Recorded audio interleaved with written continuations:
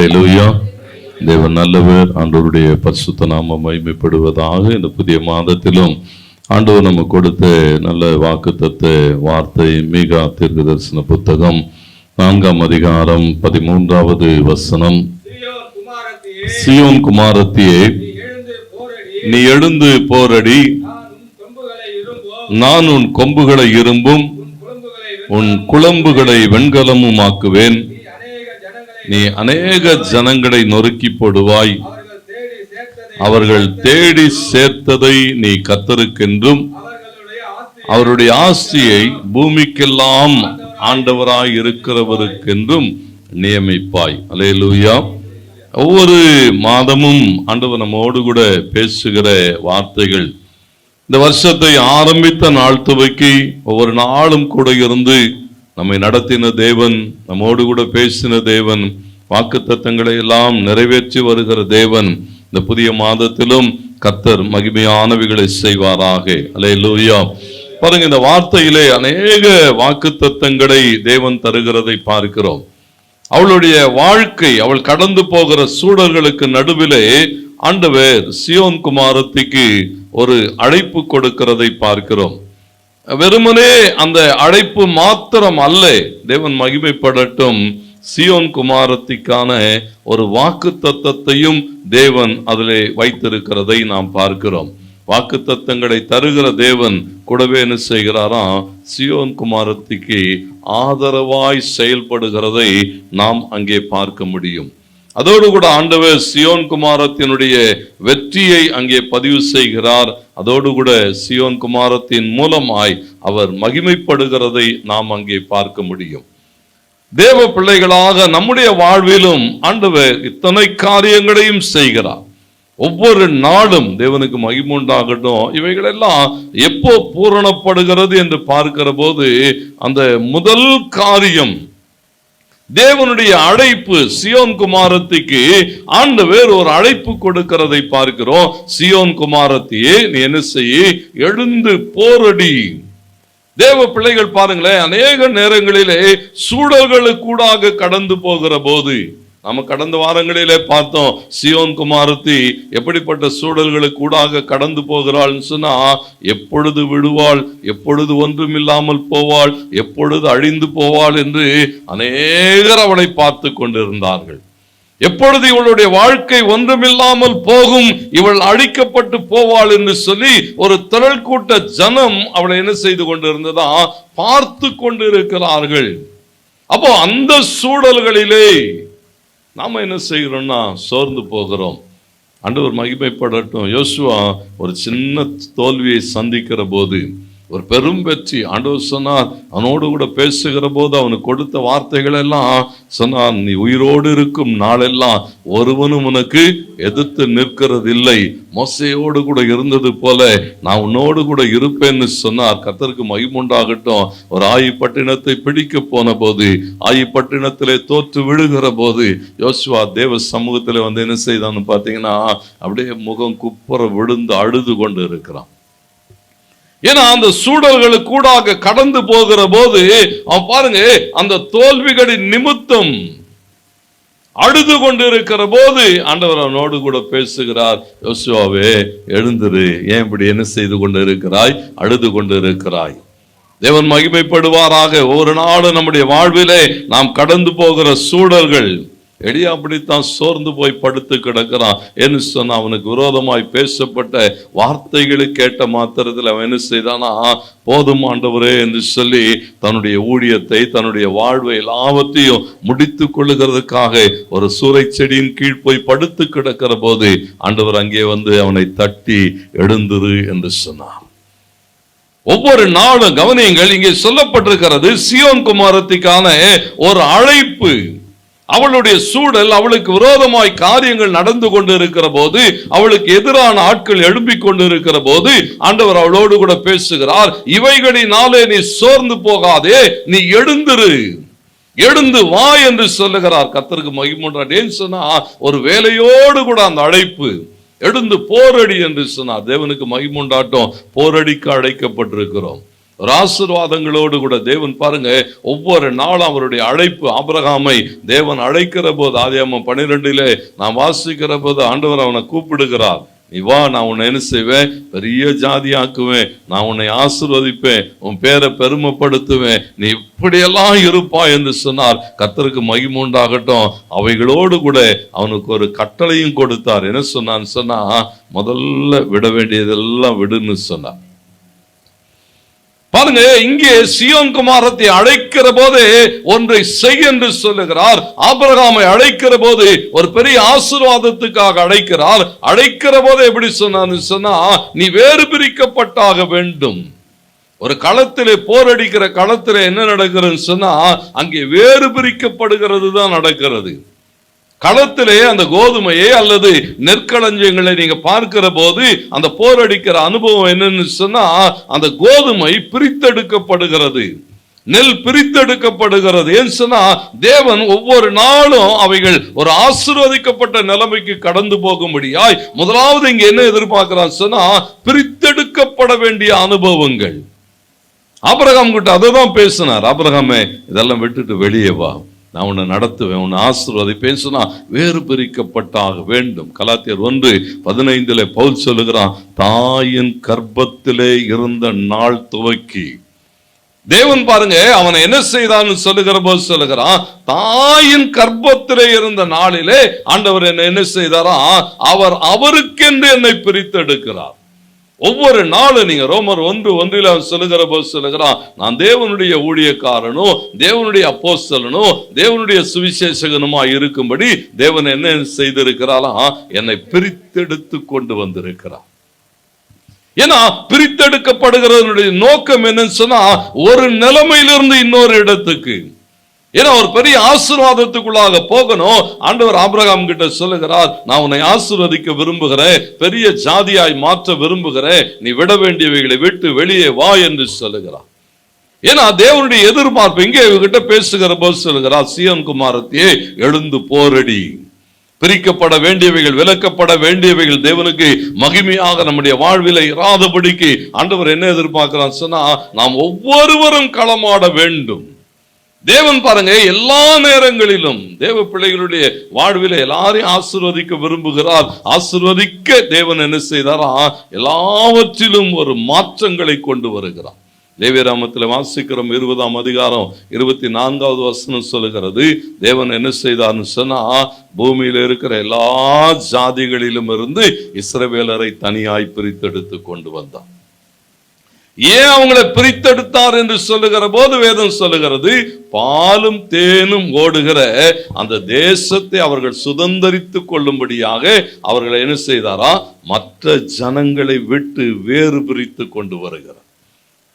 ஒரு ஆசீர்வாதம் வேணும், தேவனுக்கு மகிமை உண்டாகட்டும். தேவன் எதிர்பார்க்கிறார், இந்த ஆசீர்வதிக்கப்பட்ட நிலைமையில நீ இருக்கணும்னு சொன்னா நீ என்ன செய்ய முடியாது, எல்லாவற்றோடும் கூட இணைந்து இருக்க முடியாது. பிரித்தெடுக்கப்பட்டே ஆக வேண்டும். கர்த்தருக்கு மகிமை உண்டாகட்டப்போ அந்த பிரித்தெடுக்கப்படுகிற அனுபவங்கள் தான் எங்கே நடக்குதுன்னு சொன்னா, போரடிக்கிற களத்திலே நடக்கிறது. வேறு பிரிக்கப்படுகிற அனுபவங்கள், அந்த தாளடியிலிருந்து நெல் என்ன செய்யப்படுகிறதா, வேறு பிரிக்கப்படுகிறது, கோதுமை வேறு பிரிக்கப்படுகிறது. கர்த்தருக்கு மகிமை உண்டாகட்டும். நம்முடைய வாழ்விலும் ஆண்டவர் சொல்லுகிறார், நீ எழுந்து போரடி.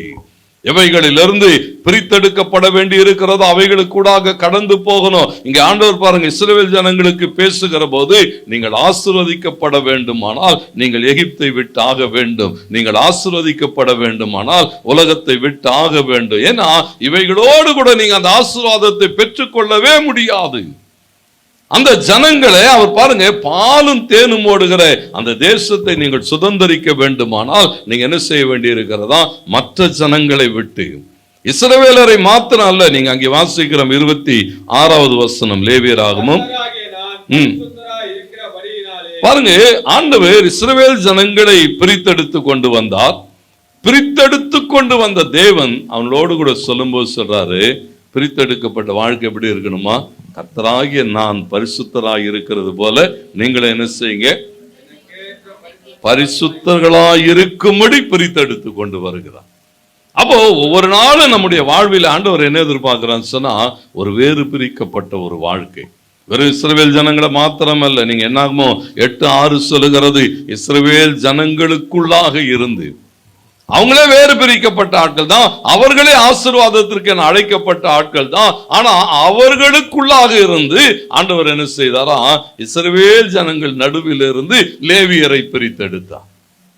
ஏன்னா உனக்கு வேற வேலை, உன்னுடைய வேலை வேறு, உன்னுடைய காரியங்கள் வேறு. ஏன்னு சொன்னா நீ எதற்காக அழைக்கப்பட்டிருக்க. அப்போ நம்முடைய அழைப்பை உணர்ந்து கொள்ள வேண்டும். லேவியர்களுக்கான வேலைகள் கொடுக்கப்பட்டிருக்கிறது. ஆண்டவர் சொன்னார், லேவியரை எனக்கென்று தெரிந்து கொண்டேன்.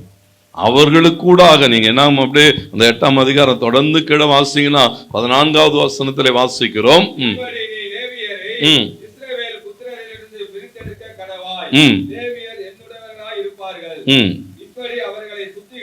பாருங்க, இப்படி அவர்களை சுத்திகரித்து அதுக்கு அடுத்து ஆண்டவர் சொல்றாரு அவங்களுக்கான வேலைகள், அவருடைய வேலைகள் பல காரியங்கள் பேசப்படுகிறது. நாம 16:9 சொல்லுகிறது, அவர்கள் தேவ சமூகத்தில் நிற்கணும், ஆராதிக்கணும், ஜனங்களை ஆசீர்வதிக்கணும், தேவனுக்கு உண்டானவைகளை செய்ய வேண்டும், எல்லாவற்றுக்குமானவைகள் கர்த்தருக்கு மகிமை உண்டாட்டு. பாருங்க, அந்த லேவியர் கோத்திரங்களிலும் இருந்து ஆண்டவர் என்ன செய்தார்னு சொன்னா ஆசாரியர்களாய் சிலரை பிரித்து எடுத்தார்.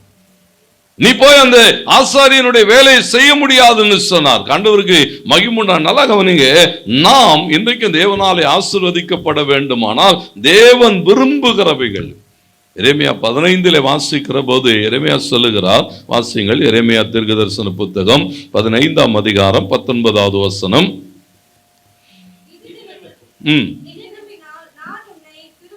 பாருங்க, அவர் சொல்றாரு, நீ திரும்பினா உன்னை நான் சீர்படுத்துவேன், என் முகத்துக்கு முன்பாக நிலைத்திருப்பாய். பாருங்க, நீ தீழ்ப்பானதில் இருந்து வெளியேற பெற்றதை பிரித்தெடுத்தால், பாருங்க ஆண்டவர் சொல்லுகிறாரு, நீ என்ன செய்ய வேண்டி இருக்கிறதா, தீமையானவைகளிலிருந்து வெளியேற பெற்ற ஒன்றை நீங்கள் பிரித்தெடுத்தாக வேண்டும். இன்னைக்கு அநேக நேரங்கள் என்னன்னு சொன்னா அதோடு கூட கலந்து கிடக்கிறது. தூங்குகிற நீ மரித்தோரை விட்டு என்ன செய்ய, எழுந்துருன்னு சொன்னார். ஏன்னு சொன்னா எங்க போயிட்ட நீ, அதெல்லாம் ஒண்ணும் இல்லாம போயிட்டது, அது கூட இராதே. தீழ்ப்பானவைகள், கர்த்தருக்கு மகிமை உண்டாகட்டும், தீமையானவைகள், அவைகளில் இருந்து நீ என்ன செய்ய வேண்டி இருக்கிறதா, வெளியே வரணும். பிரித்தெடுக்கப்படுகிற வாழ்க்கை, இதையெல்லாம் நாம் செய்கிற போது தேவனால் என்ன செய்யப்படுகிறோமோ அந்த அந்த அழைப்பின் நோக்கம். ஆண்டவருக்கு மகிமை உண்டாகட்டும், கர்த்தர் நம்மை ஆசீர்வதிப்பார். ஏன்னா அதை எப்படி பிரித்தெடுப்பது என்று வருகிற போது வேதம் சொல்லுகிறது, எபிரேயர் 4:12 ஆண்டவர் தம்முடைய வார்த்தைகளை கொண்டு, அந்த வசனத்தை கொண்டு, அந்த வசனம் எப்படிப்பட்டதா, இருபுறமும் கருக்குள்ள எந்த பட்டயத்தை பார்க்கிலும் அது கருக்கானது. அது எல்லாத்தையும் என்ன செய்யுமா, ஆத்துமாவையும் ஆவியையும் கணுக்களையும் எலும்புகளையும் பிரிக்கத்தக்கதாக குத்துகிறதாயும். பாருங்க, இதெல்லாம் எல்லாவற்றையும் வேறு பிரிக்கும். பயன்படுத்துகிறதிலே தேவனுக்கு மகிமை உண்டாட்டு. இன்றைக்கு தேவ பிள்ளைகள் தேவனுடைய வசனத்தை சரியாய் நீங்கள் பயன்படுத்துகிற போது அது உங்களுக்கு உதவி செய்யும். பயன்படுத்த தெரியணும். எந்த வசனத்தை எங்க எதுக்கு பயன்படுத்தணும் நமக்கு என்ன செய்யணும், தெரியணும்னா நம்ம என்ன செய்யணும், கொஞ்சம் வேதத்தை வாசிக்கணும். ஏசாயா 28:27 சொல்லுகிற போது அவர் சொல்லுகிறார், உளுந்து தூலத்தாலே போரடிக்கப்படுகிறதில்லை, சீரகத்தின் மேல் வண்டிலின் உருள் என்ன செய்யப்படுகிறதில்ல, உருளை சுத்த விடப்படுகிறதும் இல்லை. உளுந்து பாருங்க, இங்க சொல்லும்போது எதுக்கு இதை சொல்றேன்னா, இந்த வார்த்தை என்ன சொல்றதுன்னா, எதை எப்படி செய்யணும்னு தேவ பிள்ளைகளுக்கு தெரியணும். இந்த வேத வசனத்தை எப்படி பயன்படுத்தணும்னு தெரியணும். வேத வசனம் என்ன செய்யணும்னு சொன்னா உன்னை சரியான பாதையில நடத்தும், வெளிச்சத்துக்குள்ளாக நடத்தும். அப்போ இந்த வார்த்தைகளை சொல்லுகிறாரு, உளுந்த என்ன செய்ய முடியாது, உளுந்த நீ பிரிக்கிறதுக்கு தூலத்தினாலே அதை என்ன செய்ய முடியாது, அதை நீ போரடிக்க முடியாது. ஏன்னா அது தாங்காது, அதை தாங்கக்கூடிய அளவுக்கு அது இல்லை. சீரகத்தின் மேலே நீ என்ன செய்ய முடியாது, அந்த வண்டியின் உருளையை சுத்த விட முடியாது. ஏன்னா அது ரொம்ப பலவீனமான ஒன்று, அது மேல என்ன செய்ய முடியாது, இதெல்லாம் தாங்காது. மோசே சொல்றான், இது மிஞ்சின பாரம், என்னாலெல்லாம் இது முடியாதுன்னு. ஆண்டவர் சொன்னார், பரவாயில்ல, ஒரு 70 பேர் தரேன் கூட, அவன் மேல என்ன செய். பாருங்க, எவைகளை எங்கே பயன்படுத்தணும் அவர் சொல்லுகிறாரு. உளுந்து கோலினாலும் சீரகம் என்ன செய்யுமா? மிலாற்றினாலும். ஆண்டவருக்கு மகிமை உண்டாகட்டும். அதை பயன்படுத்துகிற போது எனக்கு என்ன பிரச்சனைன்னு சொன்னா, வசனத்தை பயன்படுத்துகிறதுலே தான் தேவ பிள்ளைகள் குறைவுபட்டு இருக்கார். ஜெபம் பண்ணும் போதே அந்த வசனத்தை பார்த்தீங்கன்னு சொன்னா, ஒரு தவறான ஒரு காரியத்தை எடுத்து தவறான காரியங்களுக்குள்ளாக வைத்து ஜெபிக்கிறோம். அந்த ஜெபங்கள் பாருங்க, பல நேரங்கள் என்னன்னு சொன்னா, தேவனை அறிந்திருக்கிறோம், தேவ பிள்ளைகளாக இருக்கிறோம், தேவன் என்னை எதற்காக அழைத்திருக்கிறார், அந்த அழைப்பின் நோக்கத்தை உணர்ந்து கொள்ளுகிற போது நீங்க என்ன செய்ய முடியாதுன்னு சொன்னா, சிம்சோனை போல தவறாய் ஜெபிக்க முடியாது. ஜெபம் பண்றேன், என்ன ஜெபம் பண்ணா, ஆண்டவரே என் ஆத்துமா இந்த பெலிஸ்தரோடு கூட மடிய கடவுள். கர்த்தர் அதுக்கு உன்னை கூப்பிடலையே, பெலிஸ்தர்களை முறியடிக்க கர்த்தர் அவனை தெரிந்தெடுத்தார். அவன் ஜெபம் என்னது, அவன் எதிர்பார்ப்பு என்னது, பரவாயில்ல போதும், இதுக்கு மேல உம்மால என்னை வச்சு ஒன்றும் செய்ய முடியாது, அப்படிதான் அவன் யோசிச்சிருப்பான். இதுக்கு மேல நான் உமக்கு பிரயோஜனம் இல்லாத ஆளு, பேசாம என்ன செஞ்சிரு. பாருங்க, நம்முடைய ஜெபங்கள், நம்முடைய எதிர்பார்ப்புகள் தேவ சமூகத்தில் வருகிற போது இங்கே சொல்லப்பட்டிருக்கிறது, அவருடைய வார்த்தை எப்படிப்பட்டதுன்னு சொன்னா, அந்த புல்லின் மேலே இறங்குகிற பனிக்கு ஒப்பாய் இருக்கிறதாம். அப்ப எவ்வளவு மிருதுவாய் இறங்கி வரும் பாருங்க. அதே வார்த்தை தான் வசனம் சொல்லுகிறது, கண்மலையை பிளக்கிற சம்மட்டி அப்படின்னு போட்டுருக்கு. அப்போ கண்மலையை பிளக்கிற சம்மட்டியை கொண்டு வந்து நீங்க புல்லு மேல என்ன செய்ய முடியாது, இறக்க முடியாது. கர்த்தருக்கு மகிமை உண்டாட்டம். அந்த வார்த்தைகள், வசனங்கள், இவைகளை நாம சரியாய் உணர்ந்து கொள்ளுகிற போது, இங்க பாருங்க, சியோன் குமாரத்தின் இடத்துல ஆண்டவர் பேசுகிற போது அவளுக்கு ஒரு அழைப்பு கொடுக்கிறார், அவளோடு கூட பேசுகிறார், செய்ய வேண்டிய வேலைகள் சொல்லப்படுகிறது, அவைகளை உணர்ந்து கொள்ள வேண்டும். இன்னைக்கு கர்த்தர் எல்லாரையும் அழைத்திருக்கிறார், தேவ பிள்ளைகளாக அழைக்கப்பட்டிருக்கிறோம், நமக்கான வேலை கொடுக்கப்பட்டிருக்கிறது. ஆனா என்ன வேலைன்னு தான் தெரியாது. வேலைகளை உணர்ந்து கொள்ள வேண்டும், வேலைகளுடைய தன்மைகளை உணர்ந்து கொள். பொதுவா எல்லா வேலையுமே பார்த்தீங்கன்னா ஒரு 4 கேட்டகரிக்குள்ள வந்துடும். 4. ஏன்னா பாருங்களேன், வேலை எப்படின்னு சொன்னா, அவசரமான வேலை, ரொம்ப முக்கியமான வேலை, இது ஒரு கேட்டகரி. ரொம்ப அவசரமான வேலை, ரொம்ப முக்கியமான வேலை. அப்ப என்ன செய்யணும்? அதை 2வது கேட்டகரி என்னன்னு சொன்னா, அவசரம் இல்லை ஆனா முக்கியமானது. நாளைக்காவது என்ன செய்யலாம், கொடுக்கலாம், ஆனா கொடுக்காம என்ன செஞ்சிட முடியாது, விட்டுற முடியாது, முக்கியமானது. இன்னொன்னு பார்த்தீங்கன்னு சொன்னா, அவசரம்லாம் இல்லை, ஆண்டவருக்கு மகிமை உண்டாகட்டும், ஆனா என்ன செய்யணுமா, கொடுத்து ஆகணும். கர்த்தருக்கு மகிமை உண்டாகட்டும். ஏன்னா சில நேரங்களில் அவசரம் முக்கியம் இல்லை, அவசரம் இல்லை ஆனா முக்கியம். ஒவ்வொன்றும் நீங்க தனித்தனியா பார்க்கும்போது கடைசியா என்னன்னு சொன்னா, அவசரமும் இல்லை, முக்கியமும் இல்லை, ஆனா செய்யணும். ஆனா என்ன செய்யணுமா, காலம் தாழ்ந்தாலும் பரவாயில்ல, ஆனா என்ன செய்ய முடியாது, சும்மா எல்லாம் போக முடியாது. இப்போ இதை உணர்ந்து கொள்ளுகிற போது நாம் என்ன செய்ய முடியும் சொன்னா, நாம் யாரு, எனக்கான வேலை என்ன. இங்கே சியோன் குமாரத்திக்கான அழைப்பு என்ன, வேலை என்ன. ஒரே ஒரு வசனம் வாசிங்க, லேவியராகமம் 11ஆம் அதிகாரம் 20வது வசனம். லேவியராகமம் 11:20 பாருங்க, அங்க போடப்பட்டிருக்கிறது, பறக்கிறவைகளில் 4 காலால் நடமாடுகிற ஊரும் பிராணிகள் யாவும். பாருங்க, எங்க ஆண்டவர் என்ன சொல்றாருன்னா, நீங்க சரியா கவனிங்க, ஒரு அழைப்பை உணர்ந்து கொள்ள வேண்டும். நான் எதற்காக அழைக்கப்பட்டிருக்கிறேன், தேவன் என்னை எதற்காக அழைத்திருக்கிறாரோ அதை நான் உணர்ந்து கொள்ள வேண்டும். இங்கே அழைப்பு எதற்கா, பறக்கிறதற்கான அழைப்பு. எதுக்கான அழைப்பு? ஆனா என்ன செய்துன்னு போட்டிருக்கு, நடக்குது, ஊறுது, நடக்கிறதுக்கான அழைப்பு இருக்கு, ஆனா என்ன செஞ்சுட்டு இருக்கான். அப்போ நீங்க நல்லா கவனிங்க, நான் எதற்காக அழைக்கப்பட்டிருக்கிறேன். ஆண்டவர் சொல்றார், இதெல்லாம் அருவருப்பானது. பறக்க அழைக்கப்பட்டா என்ன செய்யணுமா, சிறகை விரித்து சிகரம் தொட்டணும். கர்த்தருக்கு மகிமை உண்டாகட்டும். தேவன் நம்ம அதுக்கு தான் அழைத்து இருக்கிறார். எந்த உச்சத்துக்கும் என்ன செய்யணும், ஏன்னா தேவன் என்னை அழைத்திருக்கிற அழைப்பை நான் உணர்ந்து கொள்ளுகிற போது நான் என்ன செய்து கொண்டு இருக்க முடியாதுன்னா, நடந்துலாம் இருக்க முடியாது, நடந்து கொண்டு. ஏன்னா காலம் என்ன செய்யாதுன்னு சொன்னா, அந்த அழைப்பினுடைய அந்த முக்கியத்துவத்தை செய்கிறதுல அது செய்து அங்க போடப்பட்டிருக்கிறது. பறக்க அழைக்கப்பட்டது, நடக்குது. சில நேரங்கள் என்ன செய்தான் ஆண்டவர் அதான் சொன்னார், எந்த மட்டும் 2 நினைவுகளால் குந்தி குந்தி நடப்பீர்கள். ஓட அழைக்கப்பட்டா என்ன செய்யணுமா, பரம அழைப்பின் பந்தய பொருளுக்காக லக்கை நோக்கி ஓடிக்கிட்டே இருக்கணும். வேலைகளை உணர்ந்து கொள், அழைப்பை உணர்ந்து கொள்ள. பாருங்க, இங்க சொல்லப்பட்டு அவர் சொல்லுகிறாரு, நீ எழுந்து போரடி. ஏன்னா உன்னை அழைத்திருக்கிற தேவன் அழைக்கிறது மாத்திரமல்ல, எந்த சூழலிலே. எஸ்ஐ 52:1-2 நாம வாசித்தோம், சியோனே நீ என்ன செய்ய, எழும்பு எழும்பு, உன் வல்லமையை தரித்துக்கொள், தூசியை உதறிவிட்டு எழும்புன்னு சொன்னார். இதெல்லாம் உனக்கு பிரயோஜனப்படாதவைகளை விட்டு எழும்பு.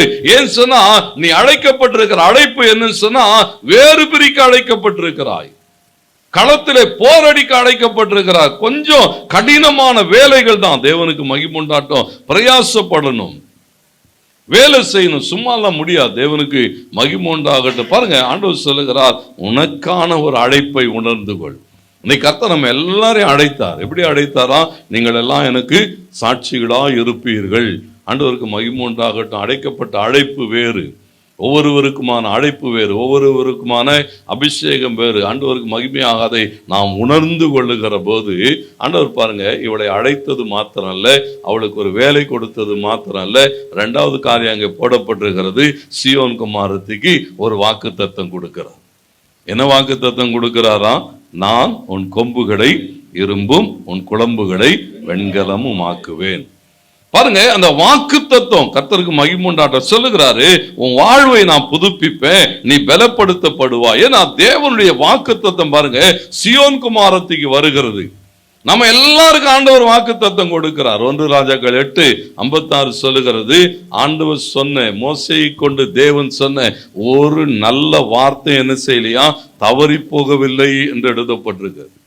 அவர் சொன்ன எல்லா நல்ல வார்த்தையும் கர்த்தருக்கு மகிமுண்டாகட்டும். நம்ம வாழ்விலும் ஒவ்வொரு வாக்கு தத்துவமும் என்ன செய்யும், கட்டாயம் நிறைவேறும். அந்த வாக்கு தத்துவத்தை என்ன செய்ய வேண்டி இருக்கிறதா, பூரணமாய் விசுவாசித்தாக வேண்டும், பூரணமாய் நம்பணும். கர்த்தர் சொன்னாருங்க, கட்டாயம் என்ன செய்யும், நடக்கும். காலமாகிறது ஆகட்டும், ஆண்டவருக்கு மகிமுண்டாட்டும். சொன்னவர் என்ன செய்வார்.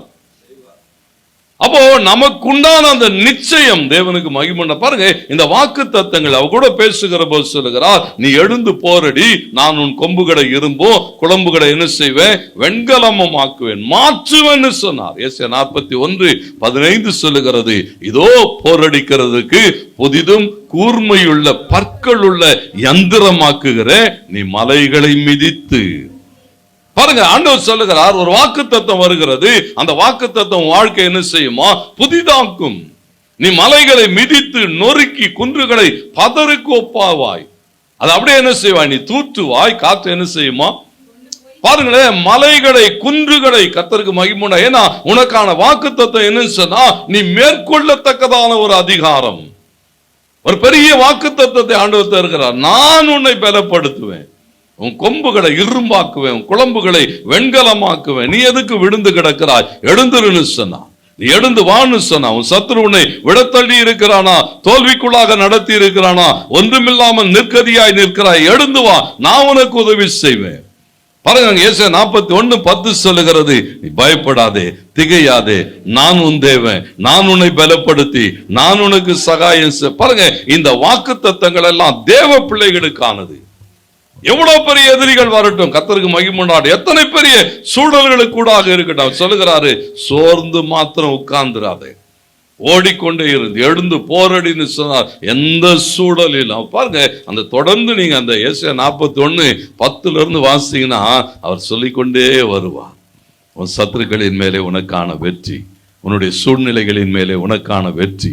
ஏன்னா கர்த்தர் சொல்றாரு, நான் உன்னை புதிதாக்குவேன், நான் உன்னை கூர்மையாக்குவேன். நீ பாரு, புதுப்பிக்கப்பட்ட நிலைமையில என்ன செய்வாய், உன் சத்துருக்களை மேற்கொள்வாய். ஏன்னா வாக்குத்தத்தம் வருகிற போது நாம் என்ன நினைக்கிறோம், வாக்குத்தத்தம் நிறைவேறுமா நிறைவேறாதான். நியாயாதிபதிகள் 6:11-12 வேதம் சொல்லுகிறது, கிதியோன் மீதியானியருக்கு பயந்து என்ன செய்தான்னு சொன்னா, அந்த கோதுமையை அப்படியே ஆலை ஓரமா கொண்டு வந்து போரடித்து கொண்டு இருக்கிறான். ஏன்னா மீதியானியர்கள் வந்து அன்றைக்கு எல்லாவற்றையும் கொள்ளையாடி கொண்டு போய் கொண்டு இருந்த ஒரு நேரம், சுட்டெரித்து போட்டு கொண்டு இருந்த ஒரு நேரத்துல கிதியோன் பாருங்க, அவன் வயலை எவ்வளவா பாதுகாத்தது மாத்திரம் இல்ல, அறுவடையை முதித்து கொண்டு வந்து போரடித்து கொண்டு இருக்கிறான். அங்கே வந்து தூதனானவர் என்ன சொன்னார் தெரியுமா, அவனுக்கு தரிசனமாகி பராக்கிரமசாலியே, கர்த்தர் உன்னோடு கூட இருக்கிறார். அவன் சொன்னா, எங்க கூட இருந்தா ஏன் இதெல்லாம் நடக்குது? நம்மளும் அப்படித்தானே சொல்றோம். கிதியோன் அப்படிதான் சொன்னான், எல்லாம் கரெக்டு தான், ஆனா அவர் இருந்தா ஏன் இவ்வளவு பிரச்சனை, ஏன் இவ்வளவு போராட்டம், ஏன் இவ்வளவு எதிரிகள், ஏன் இப்படி ஒரு பயந்து வாழ்ந்து கொண்டு இருக்கிற வாழ்க்கை, ஏன் கைவிடப்பட்ட நிலைமை, கர்த்தர் எங்க கூட இருந்தா ஏன் இவைகள் நடக்கிறது? கிதியோன் அப்படிதான் பதில் சொல்லுகிறான். ஆண்டவருக்கு மகிமை உண்டாகட்டும். அந்த வார்த்தை சொல்லுகிற, இல்ல இல்ல, அவரும் கூட இருக்கிறார். அவருடைய வார்த்தை தேவனுக்கு மகிமை உண்டாகட்டும். அவர் சொல்லுகிறாரு, நீ என்ன செய்வாய்? 16வது வசனம் வாசிங்க.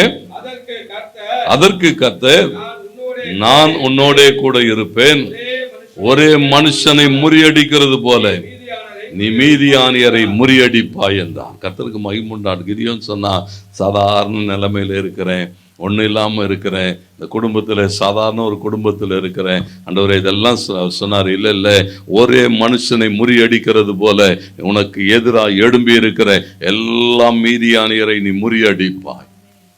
பாருங்க, தேவன் அவனுக்கு என்ன செய்தாரா? உதவி செய்கிறார். கர்த்தருக்கு மகிமை உண்டாகட்டும். வாக்குத்தத்தம் பண்ணால் நான் உன் கூட இருப்பேன். அதனால்தான் பாருங்க, திரளான ஜனங்களோடு கூட கிதியோன் புறப்பட்டு வருகிற போது ஆண்டவர் நிறுத்தினார். இல்ல, இவங்களெல்லாம் தேவையில்லை, ஒரு 300 பேரை மாத்திரம் எடுத்துக்கொண்டு அந்த யுத்தத்தை நடத்துகிறான். அந்த யுத்தத்தில் தேவன் பயன்படுத்தின ஆயுதங்கள் எல்லாம் என்னன்னு சொன்னா, வெற்று பானையும் ஒரு தீவட்டியையும் கொண்டு கர்த்தர் ஒரு பெரிய யுத்தத்தை நடத்துவார். ஆனால் தேவன் நமக்கு கொடுத்த வாக்கு தத்தங்கள் எல்லாம் 2 கொரிந்தியர் 1:20 சொல்லுகிறது, இயேசு கிறிஸ்துவுக்குள்ளாய் ஆம் என்றும் ஆமென் என்றும். வாக்குத்தத்தம் ஒரு நாளும் தரையிலே விடாது. தேவனுக்கு மகிமை உண்டாகட்டும். ஆண்டவராகிய கிறிஸ்து சொல்லுகிற போது லூக்கா 24 சொன்னார், இதோ என் பிதா வாக்குத்தத்தம் பண்ணினதை நான் உங்களுக்கு அனுப்புகிறேன், நீங்க எருசலேம்ல இருங்க, நீங்க தேவனாலே பலப்படுத்தப்படுவீர்கள் சொன்னார். ஆவியானவர் இன்றைக்கு வரைக்கும் தேவ பிள்ளைகள் மேலே அசைவாடி கொண்டு இருக்கிறான்னு சொன்னா, ஒரு நல் வார்த்தையின் தரையிலே விடாது. ஆண்டவர் நமக்கு ஒரு வாக்கு கொடுத்திருக்காவ, என்ன எதிர்பார்க்கிறான்னு சொன்னா, கொஞ்சம் செயல்படு. கிதியோனை பாருங்க, கிதியோனை ஏன் கர்த்தர் தெரிந்தெடுத்தான்னு சொன்னா, அந்த சூழ்நிலையிலும் வேலை செய்து கொண்டு இருக்கிறான்.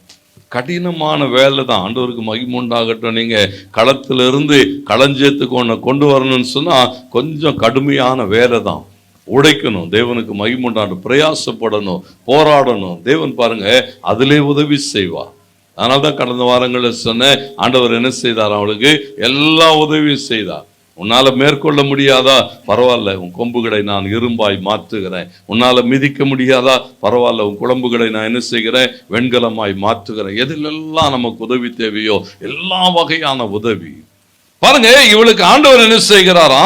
வாக்கு கொடுக்கிறது மாத்திரமல்ல, அவளுக்கு ஆதரவாக நிற்கிறார். சீயோன் குமாரத்தியே, நீ வா, எழுந்து வா, நான் எனக்கு எல்லாம் செய்வேன்னு சொல்லிட்டு சும்மா போயிடல. சில ஆட்கள் சொல்லுவோம் பாத்தீங்களா, வாங்க நான் பார்த்துக்கிறேங்க எல்லான்னு. கடைசியில் என்ன செஞ்சிருவான்? நம்மளை நடுத்தரில் விட்டு போயிடுவான். பாருங்க, தேடணும். அன்னைக்கு கூட ஒரு சகோதரி ஊழியத்துக்கு வந்தாங்க. சொன்னாங்க, பாஸ்டர் வெளிநாட்டில் இருந்து இங்கே வந்தாங்க. அங்கே சொன்னாங்க, பாஸ்டர் ஒருத்தவங்க சொன்னாங்க, வர சொன்னாங்க, வந்துட்டேன், இங்கே வந்து ஃபோன் அடிக்கிறேன், ஃபோனே எடுக்கலை. ஆக கடைசியில் அப்புறம் நானும் டேனியும் தான் போய் அவங்கள பார்த்து அவங்களுக்கு ஒரு நல்ல சாப்பாடு வாங்கி கொடுத்து ஊருக்கு அமுச்சு விட்டோம். ஏன்னா பல நேரங்கள் ஆட்கள் என்னன்னு சொன்னா, நம்பி போய் இவங்கெல்லாம் நம்மளை பார்த்துப்பாங்க, இவங்கெல்லாம் உதவி செய்வாங்க, எவ்வளோ அப்படியே இனிக்க பேசுவாங்க, கடைசியில் என்ன செய்திருவாங்க? ஆண்டவர் பாருங்க அங்க சொல்லப்படுக சொன்னாரு, நீ வா, நான் உனக்கு என்ன செய்வேன்? வாக்குத்தத்தம் கொடுத்தது மாத்திரம் இல்ல, ஆதரவாய் நின்றாராம். 12வது வசனம் வாசிங்க, மிக 4:12. ஆனாலும் கர்த்தருடைய நினைவுகளை அறியாமலும் அவருடைய யோசனை உணராமலும் இருக்கிறார்கள். அவர் அரிக்கட்டுகளை போல அவர்களை களத்திலே சேர்ப்பார். சும்மா ஏதோ ஆதரவு அப்படியெல்லாம் சொல்லிட்டு போலங்க. அவர் என்ன செய்தாராம்?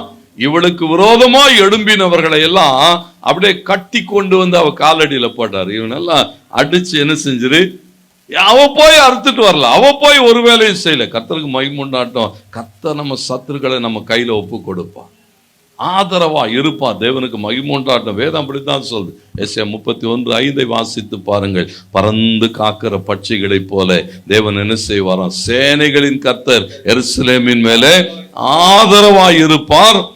அவர் அதை காத்து தப்ப பண்ணுவார், கடந்து வந்து விடுவிப்பாராம். சடுதியில் அப்படியே வருவார். ஆதரவா இருப்பேன்னு சொல்லிட்டார்னா எந்த நிலையில ஆதரவா இருப்பார், எந்த சூழலிலும். கர்த்தருக்கு மகிமை உண்டாட்டும். ஒரு நாளும் தனித்து விட மாட்டார், ஒரு நாளும் தோற்று போக விட மாட்டார். எத்தனை பேர் ஆமென் சொல்றீங்க? ஒரு நாள் அவரை நம்பி வந்துட்டியா, ஒரு நாளும் முகம் வெக்கப்பட்டு போகவே போகாது. ஏன்னா அவர் ஆதரவா இருப்பார், ஒவ்வொரு நாளும் ஆதரவு. சங்கீதம் 18:18 வாசிச்சு பாருங்க. தாவீது சொல்லுகிறான், என் ஆபத்து நாளில் எனக்கு எதிரிட்டு வந்தார்கள். ஒவ்வொரு நாளும் அவனுக்கு ஆபத்து வருகிற போது அவன் சொல்லுகிறான், என் ஆபத்து நாளில் எனக்கு எதிரிட்டு வந்தார்கள். ஆண்டவர் என்ன செய்தாரா?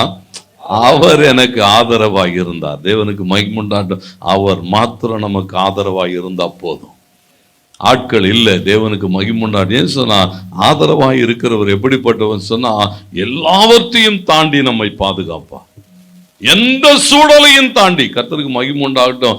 எவைகளையும் சத்துரு ஒருவேளை பெரிய கூட்டமா வரலாம், சொன்னார், இல்ல மகனே, நான் உனக்கு ஆதரவாக இருப்பேன். தேவைகள் நெருக்கங்கள் அதிகமா இருக்கலாம், சொல்ல இல்ல, நான் உனக்கு ஆதரவா. அவர் ஆதரவா இருந்தா வனாந்தரத்தை என்ன செய்யலாமா, அப்படியே உருவ கடந்து போகலாம். இஸ்ரவேல் ஜனங்க நீங்க யோசிச்சு பாருங்க, வனாந்தரத்துல எல்லாம் சும்மா ஒரு நாள் 2 நாள் தண்ணி இல்லாம நடக்க முடியாதான். 6 லட்சம் புருஷர்கள் ஸ்திரீகள் என்று லட்சோபலட்சம் மக்களை 40 வருஷம் வனாந்தரத்திலே வழி நடத்தினவை. சங்கீதக்காரன் அதனால தான் சொல்லுகிறான், வனாந்தரத்திலே வழி நடத்தினவரை துதியுங்கள், அவர் கிருபை என்றும் உள்ளது. ஒவ்வொரு நாளும் ஏன்னா அவர் சொன்னார், நான் ஆதரவா இருப்பேன்னு சொன்னால் எந்த நிலையில் ஆதரவாய் இருப்பார். ஆபத்து வருகிற போது, சத்துரு வருகிற போது, பிரச்சனைகள் வருகிற போது, எந்த சூழலிலும் ஆதரவு. தேவனுக்கு மகிமை உண்டான தேவ பிள்ளைகள் என்ன சொன்னா, நம்மை அழைப்பை உணர்ந்து கொள்ள வேண்டும், கொடுக்கப்பட்டிருக்கிற பணியை உணர்ந்து கொள்ள வேண்டும். பாருங்க, அந்த வேலையில உதவியா இருப்பார், அந்த அழைப்பிலே உதவியா இருப்பார். கர்த்தருக்கு மகிமை உண்டாட்டம். ஆதரவாக இருக்கிறது மாத்திரம் இல்ல, அது சொல்லுகிறார், சீயோன் குமாரத்தினுடைய வெற்றியை அவர் டிக்ளேர் பண்றார். பாருங்க, நீ என்ன செய்வாயாம், அநேக ஜனங்களை நொறுக்கி போடுவாய், அவர்கள் தேடி சேர்த்தது. பாருங்க, அவளுக்கு வாக்கு தத்தம், வெறுமனே வாக்கு தத்தம் கொடுக்கிற உதவியா இருக்கிறன்னு மாத்திரம் சொல்றாரு. அந்த அவளுடைய வெற்றியை தேவன் டிக்ளேர் பண்ணார். இப்படித்தான் நடக்கும், இதுதான் நடக்கும். ஆண்டவருக்கு மகிமை உண்டாட்டும். நமக்கும் அப்படித்தான் சொல்லிடு, நான் உன் கூட இருப்பேன்னு சொன்னா கடைசி வரைக்கும் கூட இருப்பான். வாக்கு தத்துவம் நிறைவேறுகிற வரையிலும் தேவனுக்கு மகிமை உண்டாகட்டும். சூழல்களை பார்த்து கவலைப்படாதிருங்கள். அங்கே யோசுவா சோர்ந்து போன போது ஆண்டவர் தட்டி எழுப்பினார், யோசுவாவே என்ன படுத்து கிடக்கிற, நான் உனக்கு என்ன சொன்னேன், உயிரோடு இருக்குனாலும் ஒருத்தனும் உனக்கு முன்னால நிற்க மாட்டான்னு சொன்னேன், எந்திரி, பிரச்சனைகளை என்ன ஆராய்ந்து பார். கர்த்தருக்கு மகிமை உண்டாட்டும். வேதம் சொல்லுகிறது, ஆகான் வேறு பிரிக்கப்பட்டதற்கு பிறகு, அந்த கூட்டத்திலிருந்து ஆகான் வேறு பிரிக்கப்பட்டதுக்கு பிறகு அந்த வெற்றியை ஒருவனாலும் தடை பண்ண முடியல. ஆண்டவருக்கு மகிமை. தேவன் அதை தான் எதிர்பார்க்கிறார். வேறு பிரிக்கப்பட வேண்டியவைகளிலிருந்து உங்களை வேறு பிரித்துக் கொள்ளுங்கள். அவைகளோடு கூட இணைக்கப்பட்டிருக்கும் போது என்ன செய்ய முடியாதா, ஒரு நாளும். சங்கீதக்காரன் சங்கீதத்தில் வாசிக்கிற போது முதல் சங்கீதம்லாம் என்ன சொல்லுது, தேவ பிள்ளை என்ன சொன்னா, நீ இப்படித்தான் இருக்கணும், தேவ ஜனம்னா இப்படித்தான் இருக்கணும், கர்த்தர் உன்னை ஆசீர்வதிப்பார். யார் ஆசீர்வதிக்கப்பட்ட நிலைமையில இருப்பானா, எப்போதும் அந்த தண்ணீர் ஓரமாய் நடப்பட்டதும் மழை தாட்சியை காணாமல் என்ன செய்யுமா, எப்போதும் கனி கொடுக்கிறதும் பசுமையா. யாருக்கு? தேவ பிள்ளைகளாக சத்துருக்களோடு துன்மார்க்கனோடு கூட இராதபடி வேறு பிரிக்கப்பட்ட ஒரு வாழ்க்கை வாழுகிற போது கர்த்தர் நம்முடைய என்ன செய்வாராம் பாருங்க, வெற்றியை அறிவிக்கிறார். அது மாத்திரம் அல்ல, அவர் சொல்லும் போது அந்த மிகா 4:13 சொல்லுகிறது, அவர் என்ன செய்தார் சொன்னா, உன் மூலமாய் நான் மகிமைப்படுவேன்னு சொன்ன, உன்னிலே நான் மகிமைப்படுவேன்னு சொன்னான், நீ எல்லாத்தையும் கொண்டு வந்து என்கிட்ட கொடுப்பேன்னு சொன்னான். ஏன்னா பாருங்க, ஆண்டவர் நம்முடைய வாழ்வில அவர் மகிமைப்படுவார். நம்ம போராடி கொண்டு இருக்கிற போது தேவன் மகிமைப்படுவாரா? பார்க்கறாங்க, என்னங்க ஏசாமியை நம்பி போனாங்க. இல்லை இல்லை இல்லை இல்லை, கர்த்தர் ஒரு நாள் என்ன செய்ய மாட்டாரு, அவருடைய நாமம் தூஷிக்கப்படுகிறதுக்கு ஒரு காலம் அனுமதிக்கிறது இல்லை. அவரை சார்ந்து நிற்கிற போது பார்த்த ஆட்கள் சொல்லுவாங்க, மெய்யாகவே கர்த்தர் இவங்களோடு கூட இருக்கிறார், அல்லேலூயா, ஆச்சரியமாய் நடத்தி கொண்டு போவார். தேவனுடைய வார்த்தை வாக்குத்தத்தங்கள் ஒரு நாளும் தரையிலே விடாது. அவர் உதவி செய்வன்னு சொன்னா உதவி செய்வார், ஆதரவாய் இருப்பன்னு சொன்னா ஆதரவாய் இருப்பாய், ஜெயிக்க வைப்பன்னு சொன்னா ஜெயிக்க வைப்பார். தேவனுக்கு மகிமை உண்டாட்டும். நம் மூலமாய் அவர் மகிமைப்படுவார். நீங்க விசுவாசிங்க. இந்த வருஷம் முடிக்கிறதுக்கு இன்னும் சில வாரங்கள் தான் இருக்கு.